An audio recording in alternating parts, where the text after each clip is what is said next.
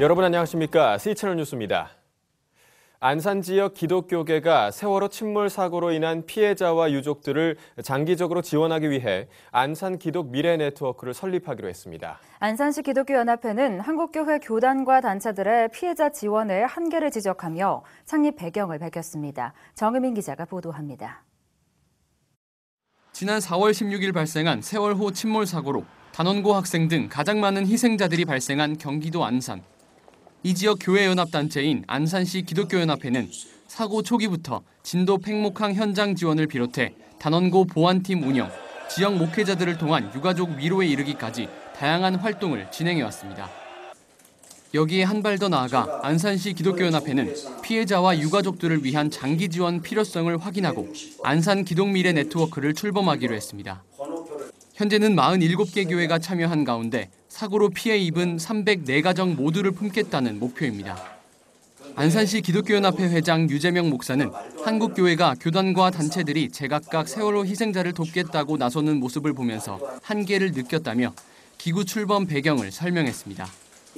그동안 한국교회가 피해자들을 위해 했던 그리고 하려는 일들이 피해자들에게는 현장에서는 실질적인 도움이 되지 못하고 있다는 지적입니다. 이번에 만약에 모금도 그런 식으로 사용되면 안 된다고 생각합니다. 이걸 좀 모아주십시오 라고 간곡하게 부탁을 드렸지만 제가 벽이라는 걸 느꼈습니다. 이게 쉽지 않겠구나. 유재명 목사는 또 교단 규모에 따라 피해 가정에 전해지는 지원금이 지나치게 차이나는 아이러니한 상황도 발생하고 있다며 지원을 하더라도 창구가 단일화돼야 한다고 강조했습니다. 이 한국교회가 이 부분에 좀 하나로 모두어서 창구를 일원화해서 우리가 아니어도 상관없어요. 창구를 일원화해서 희생자들에게 좀 직접적으로 좀 도움이 될 수 있도록 이렇게 해주시면 좋겠다. 기자회견에서는 교단과 단체들이 여기저기서 추진하고 있는 상담소 운영 계획에 대해 쓴소리도 나왔습니다. 연합회 총무 원영호 목사는 피해자들이 상담을 받으러 가는 것 자체도 힘든 때에 이벤트성으로 상담소를 추진하는 것은 바람직하지 못한 측면이 있다고 지적했습니다. 그분들을 어디 장소를 마련해놓고 이리 오세요. 그거 안 되지 않습니까? 지금 하고 있는 그 대부분의 우리의 그 상담이 그런 부분이기 때문에 어려운 거라고 생각하는데요. 현재 안산시 기독교연합회는 유가족들과 함께 침몰 사고에 대한 철저한 진상규명을 촉구하는 서명운동을 전개하고 있으며 세월호 침몰 사고가 잊혀지지 않도록 관련 활동도 지속적으로 펼칠 예정입니다. 한편 안산 기독미래 네트워크는 경기도청에 사단법인을 신청해 2주 후 허가를 받을 것으로 예상된다고 밝히며 향후 참여 교회와 목회자를 늘려갈 계획을 전했습니다. 안산 기독미래 네트워크가 교회를 넘어 유가족과 모든 피해자들에게 실질적인 도움이 될 수 있을지 귀추가 주목됩니다. C채널 뉴스 정의민입니다. 한편 부산 지역 교회와 단체들이 세월호 실소유주로 알려진 유병언 씨의 기독교 복음 침례회 이른바 구원파는 기독교가 아니라며 일간지에 광고를 게재했습니다. 부산 기독교총연합회와 부산 성시화 운동본부, 호산나교회, 백양로교회 등 부산 지역 교회들은 세월호 참사 관련 의혹을 받고 있는 유병언 씨의 기독교 복음 침례회는 기독교가 아니고 한국교회가 이단으로 규정한 단체라며 정통 기독교 교리와는 다른 주장을 할 뿐만 아니라 기독교로 위장해 사업체를 운영하면서 사리사욕을 채운 것으로 밝혀졌다고 전했습니다. 또 탐욕적으로 사익을 추구하며 국민의 생명과 재산에 큰 피해를 입힌 기업은 문을 닫게 만들겠다고 한 박근혜 대통령의 약속을 믿고 지켜보겠다고 강조했습니다.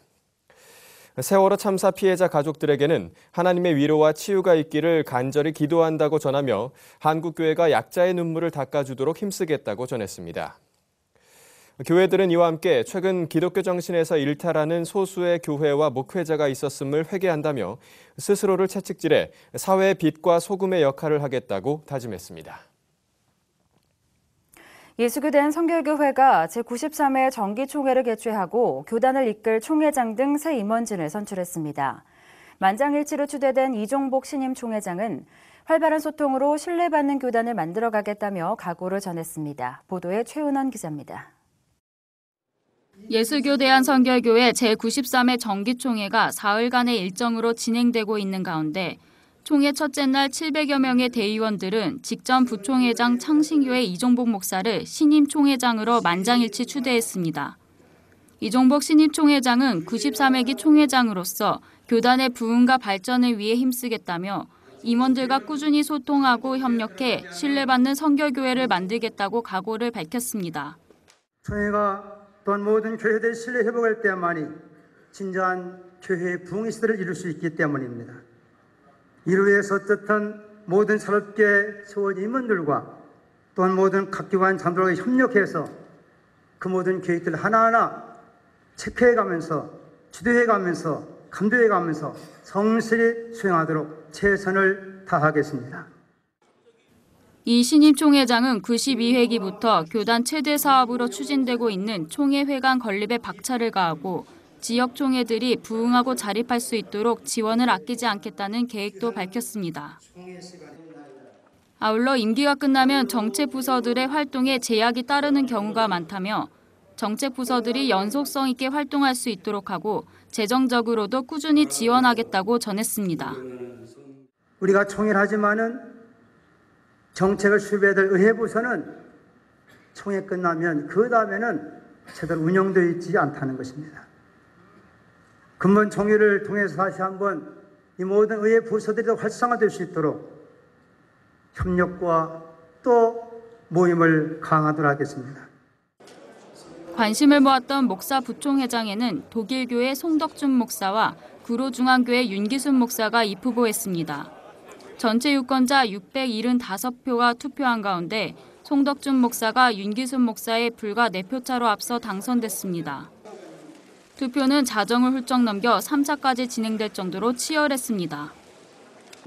송덕준 신임 부총회장은 신임 총회장을 도와 교단의 미래가 희망적일 수 있도록 앞장서겠다며 특히 청년부와 청소년부 지원을 확대하고 교육 개발에 힘쓰겠다고 각오를 전했습니다. 장로 부총회장은 단독 입후보한 시흥중앙교회 이창수 목사가 선출됐습니다. 예성의 미래를 준비하고 교육을 개발하는 일에 앞장서겠습니다. 어린이와 청소년, 청장년들을 세워서 다음 세대를 준비케 함으로 우리 교단의 미래가 희망적으로 나아갈 수 있도록 노력하겠습니다.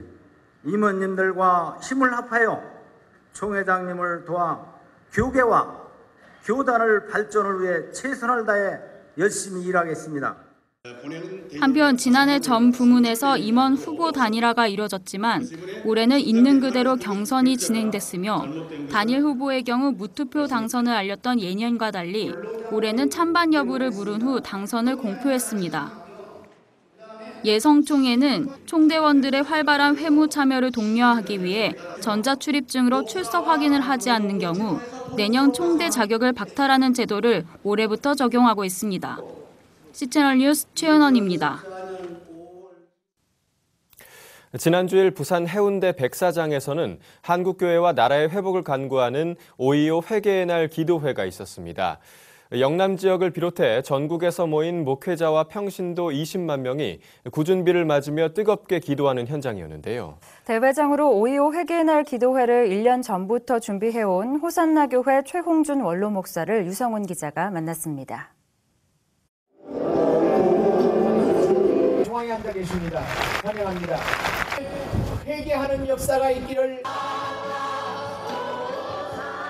지금까지 한국 교회가 많은 염려를 세상에 주고 있어요. 그래서 이 모든 문제들은 교회가 본질을 떠나 있고, 그래서 교회가 회복돼야 되겠다. 그래서 성경의 역사라든지 지금까지 기독교 2000년 역사에 보면은 문제가 있을 때는 반드시 회개해야 될 문제예요. 교회 지도자들이 회개해야 된다고 하는 이걸 가지고 1년 전부터 회개라는 초점을 맞추어서 집회를 하기로 한 거예요.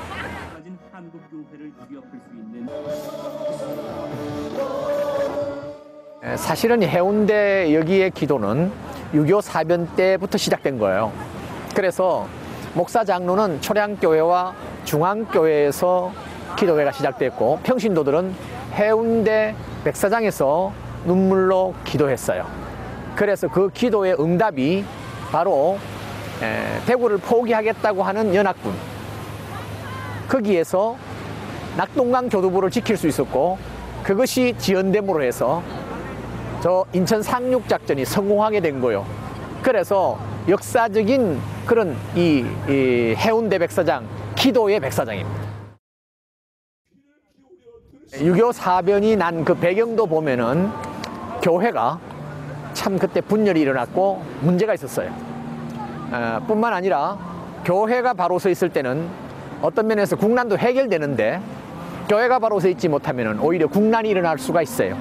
그런 부분에서 지금 우리 교계는 긴장을 할 수밖에 없는 것이 혼란과 또 북한이 저렇게 난동을 부리고 있는 상황, 심상치 않게 보고 있습니다. 때문에 부산에서 일어나는 이 기도운동은 부산, 경남, 울산뿐만 아니라 이제 경북으로부터 시작해서 온 나라로 나중에는 휴전선 넘어 북한까지도 우리가 일어나야 될 기도운동이라고 생각합니다.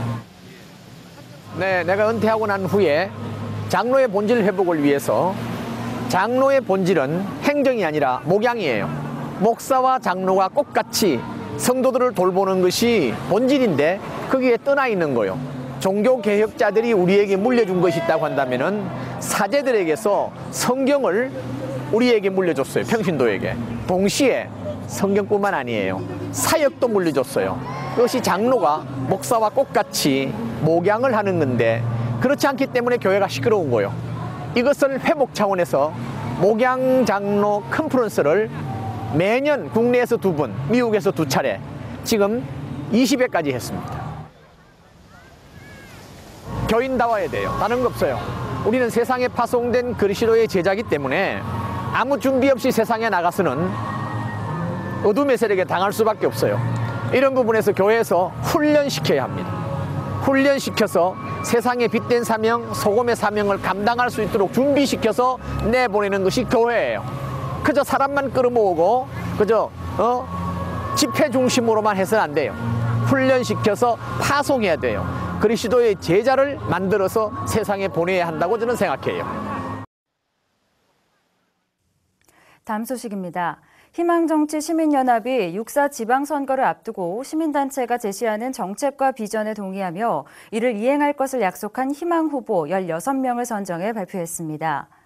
희망정치시민연합은 시민사회에서 추천된 심사위원들의 심사 결과를 토대로 박원순 서울특별시장 후보를 비롯해 조희연 서울특별시 교육감 후보, 최성 고양시장 후보, 김윤식 시흥시장 후보 등 16명의 희망 후보를 발표했습니다. 단체는 희망 후보 선정에 대해 임기 동안에 시민단체와 약속한 정책 내용을 이행할 것을 서약한 후보들을 대상으로 했다고 밝혔습니다. 단체 공동대표 강경민 목사는 희망 후보 추천운동이 당선 후에도 서약 이행을 강제하는 방식이라며 지역 주민들의 이익과 지방자치의 발전을 도모하는 시민정치운동이라고 소개했습니다. 희망정치시민연합은 지난 2010년 6.2 지방선거에서 희망 후보로 선정된 후 당선된 제1기 희망 후보들이 임기 동안 정책을 이행한 성과를 정리해 책자를 발간한 바 있으며 이번에 선정된 제2기 희망 후보들의 임기가 종료되는 오는 2018년에도 정책 이행 성과를 검증하고 책자로 발간해 시민사회에 공개할 예정입니다. 한국기독교교회협의회가 보낸 납치된 소녀들을 위한 한국 여성들의 요청에 대해 나이지리아 굴럭 조나단 대통령이 회신을 보내왔습니다. 교회협은 지난 14일 이슬람 무장단체 보코하람에 의해 납치된 나이지리아 소녀들을 위한 기도회를 개최하고 나이지리아 굴럭 조나단 대통령에게 소녀들의 귀환 대책을 마련할 것과 긴밀한 국제 공조를 통해 조속히 사건이 해결되기를 바란다는 내용의 서한을 발송한 바 있습니다. 이에 나이지리아 대통령은 대사관을 통해 보낸 회신에서 교회협이 납치 사건에 대해 보여준 슬픔과 기도, 국제사회의 협력에 감사하다며 어린 소녀들이 하루빨리 가족들에게 돌아갈 수 있도록 노력하고 있다고 전했습니다. 이와 함께 한국에서 일어난 세월호 참사에 대해 위로의 마음을 전한다는 메시지도 덧붙였습니다. 이에 교회협은 납치된 소녀들의 조속한 귀환을 위해 계속해서 관심을 갖고 기도할 것이라며 세계 곳곳에 생명 경시 풍조가 가득한 가운데 생명을 최우선하는 문화를 만들어내기 위해 노력할 것이라고 강조했습니다. 한편 나이지리아 정부군은 현재 납치된 소녀들의 위치를 파악한 것으로 전해졌지만 소녀들의 안전을 위해 무력 투입은 하지 않겠다는 입장을 밝힌 것으로 알려졌습니다. 이 밖의 뉴스와 날씨를 전해드립니다.